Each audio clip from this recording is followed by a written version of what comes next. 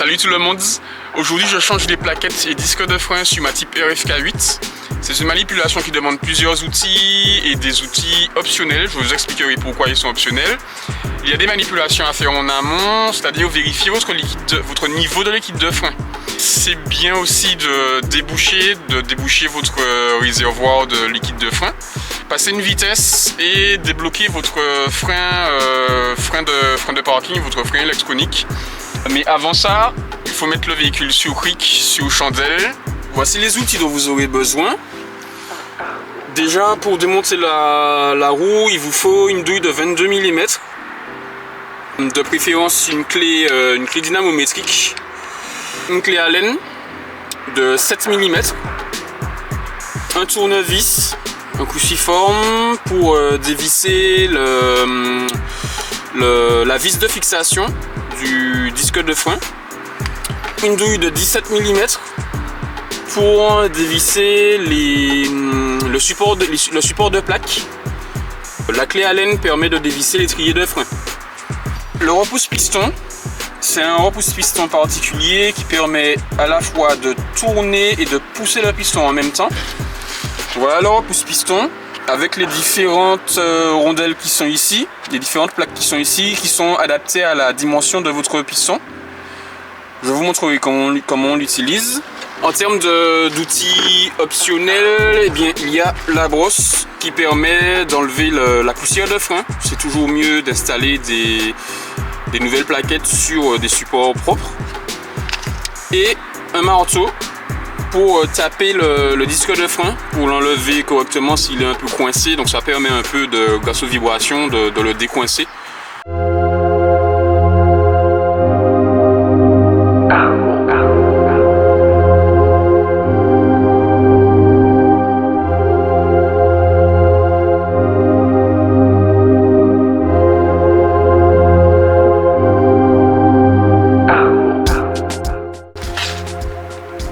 Comme je vous disais, il y a cette vis là qu'il faut enlever. C'est la vis de fixation du disque de frein. Ensuite ici, l'étrier qu'il faudra démonter.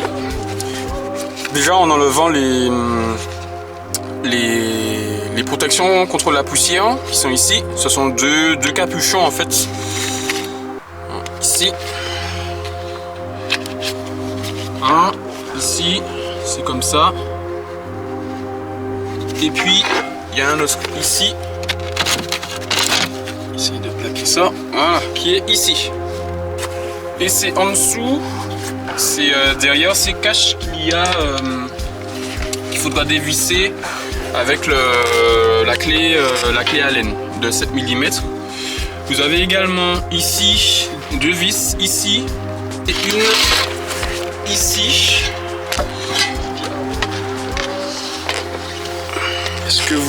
Je sais pas si vous voyez correctement. C'est la même qu'il faut dévisser pour démonter le support des plaquettes. Alors, comme je vous disais, il faut désactiver le frein de stationnement qui est ici. En fait, c'est un frein électronique. Il faut le désactiver parce que si vous ne le désactivez pas, vous ne pourrez pas enlever l'étrier vu que le disque sera pris entre les plaquettes. Donc c'est pour ça qu'il faut le désactiver. Et comme il est désactivé, ça veut dire qu'il n'y a plus rien qui retient le véhicule. Donc il faut mettre une vitesse. Autre détail, si cette vis là ne sort pas, c'est parce qu'elle est oxydée ou coincée. Il faudra utiliser du dégrippant, un spray dégrippant. Il faudra utiliser le marteau aussi. Et si ça ne sort toujours pas, je vous expliquerai dans une autre vidéo comment on enlève cette vis là lorsqu'elle est coincée.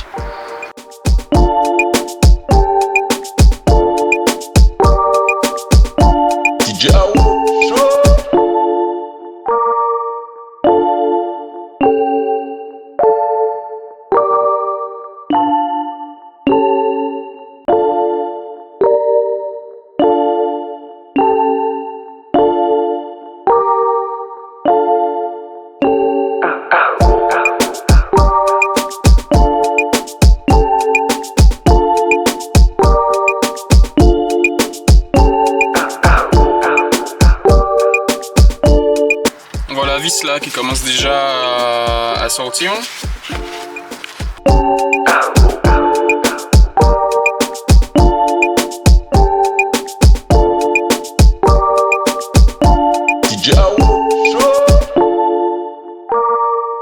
Je vais pousser avec quelque chose. Ok.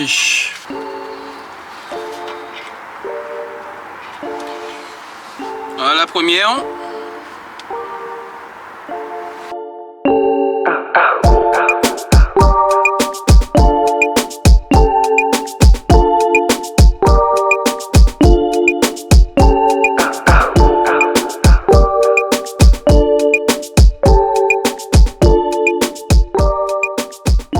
Le ressort. Il faut enlever le ressort pour enlever, pour tout changer en fait. Il faut enlever le ressort qui est ici. Il suffit de tirer, alors soit de tirer dessus ou de faire levier avec un outil assez rigide.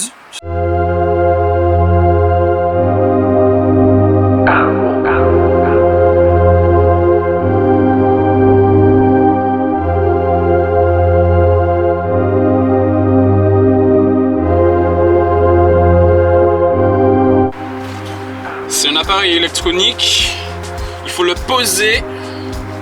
Posez-le quelque part, vous le posez et assurez-vous qu'il ne bouge pas. Et bien maintenant, on va voir l'état des plaquettes. Les plaquettes.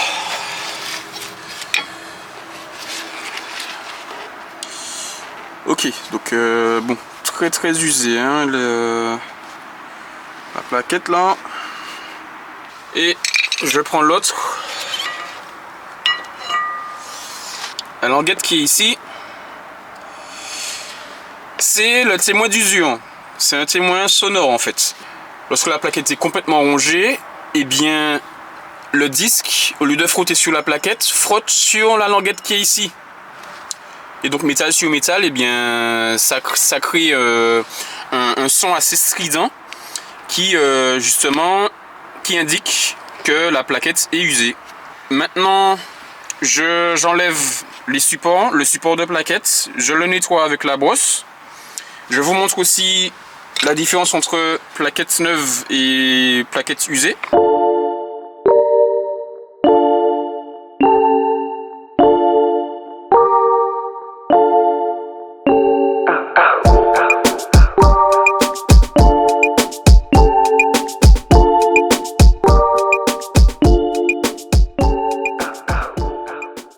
Profiter pour vous montrer comment le branchement est fait. Alors, voilà le frein électronique. Il est branché ici. Voilà. Et puis, eh bien voilà, hein, derrière, bon, c'est comme ça. Voilà à quoi ça ressemble. Je prends la douille de 17, comme je vous ai dit. Voilà la vis qu'il faut dévisser, hein. C'est celle-là, ici.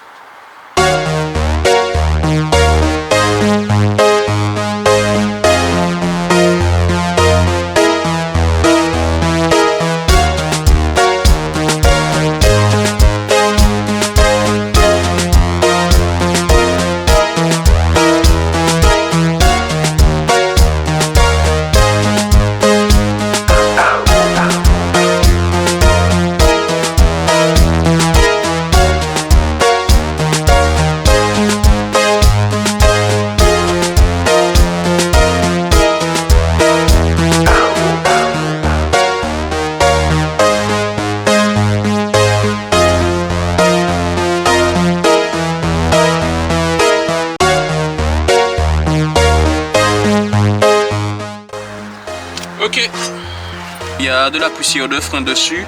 Il vaut mieux utiliser la brosse, comme ça vous mettez vos plaquettes sur un support de plaque qui est propre.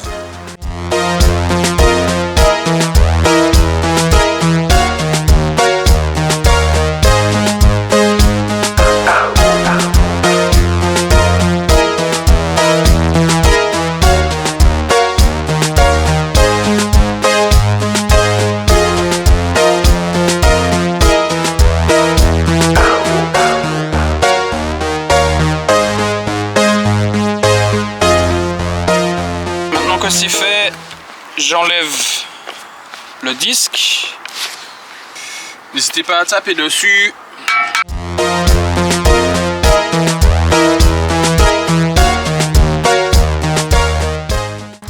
Si vous avez de la graisse, ajoutez un peu de graisse dessus. Ça va protéger le disque contre la corrosion et améliorer aussi le contact entre le moyeu et le disque.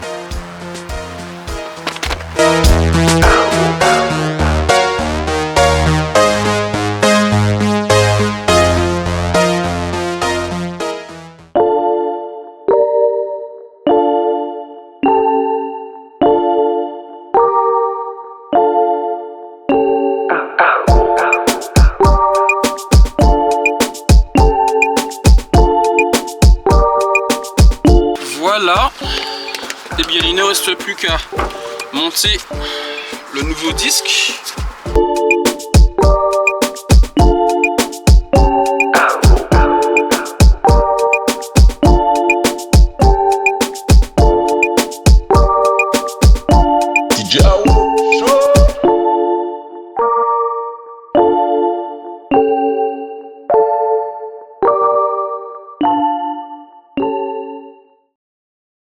À propos du repousse piston, en fait pour remettre les anciennes plaquettes, pour mettre les nouvelles plaquettes, pardon, étant donné que l'étrier se pose comme ça, il y a les plaquettes ici et ici de part et d'autre du disque.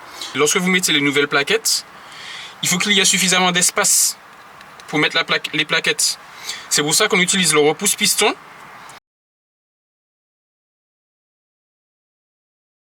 C'est aussi pour ça qu'il faut désactiver le frein électronique, parce que sinon vous ne pouvez pas pousser le piston. Voilà à quoi ressemble le piston sous un autre angle de face. J'ai récupéré 3 éléments, le repousse piston. Ici c'est une sorte de platine en fait que vous insérez comme ceci. Il faut mettre cette petite plaque. Il y a plusieurs modèles dans le boîtier que je vous ai montré dans la boîte au début. Dans mon cas j'utilise la plaque numéro 9 que je pose comme ça. Il faut rabaisser la platine au maximum hein, pour la faire rentrer ici. Vous la faites rentrer comme ça. Et ici vous avez 2 petites encoches. Ici il y a une encoche et il y a la même symétriquement. Et en fait c'est dans ces encoches là qu'il faut mettre ces 2 petites dents. Petites dents ici. Voilà, ces 2 petites dents là, celle-là et celle-là. Ces 2 là il faut les mettre dans les encoches en question. Ouh d'ailleurs, c'est pas la bonne plaque. Ce n'est pas la bonne plaque. Et pourquoi? Ben normalement oui. Ah c'est pas la bonne plaque. Je pense que j'ai pris une qui est trop grande. À mon avis c'est cette. Ouais ok. Ouais c'est plutôt la 7. La 7 qui est ici. Hop, comme ça. Ensuite il faut serrer.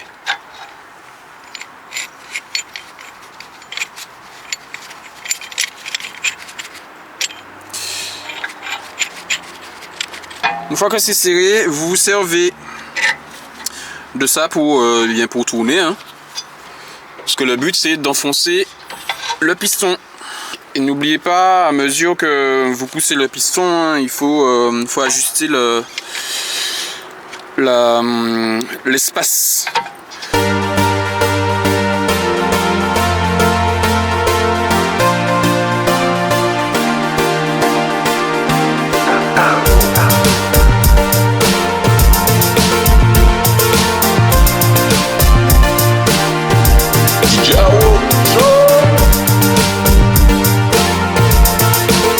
Le piston a été poussé un peu, mais c'est peut-être pas suffisant, donc je le pousse encore.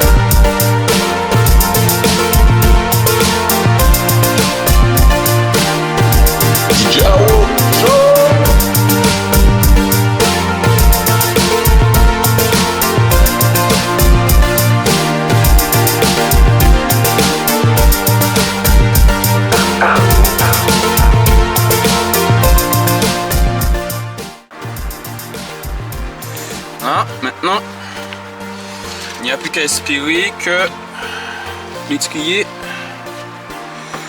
s'emboîte parfaitement, parce que sinon je serai obligé, et voilà, je suis obligé d'élargir encore l'espace.